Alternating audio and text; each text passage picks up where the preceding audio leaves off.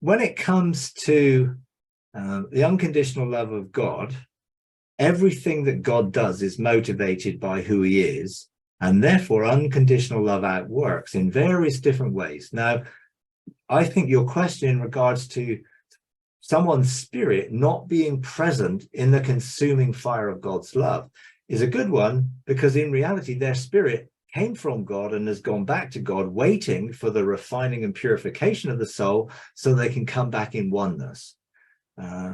Anyone's spirit has never done anything wrong. So there's never the need for the spirit to be restored or reconciled in that way. So the spirit goes to God.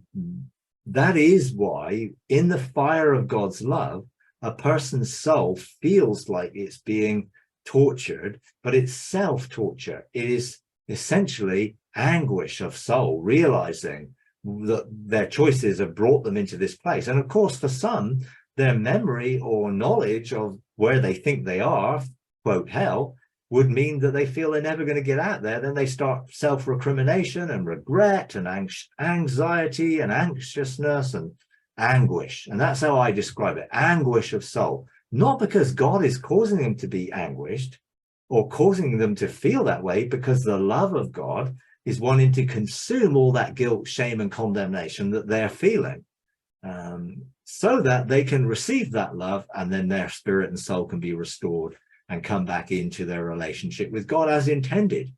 But the soul does go through torment, and people realize what they've done to others, what they've done to themselves, what their decisions and choices in life has had, and there are consequences for how they feel about that.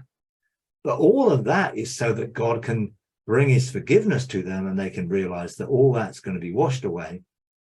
God loves them, and no matter what they've done, Jesus has already dealt with that on the cross. So when the realization comes, it's amazing to see those in the fire of God's love having that revelation that they are loved and they don't have to stay there, and they can receive that forgiveness that is theirs and have that relationship restored to them. So that's an amazing thing to see. And then when Jesus leads them out, or when you lead them out of the fiery place and they come into Zion, the Father's there welcoming them, giving them a ring of sonship, a new robes of righteousness, and then wiping away all tears, all regret, restoring and making them whole. Then they go into their learning more of the love of God and relating to him as part of the cloud of witnesses, and finding their heavenly destiny is still there for them to be fulfilled.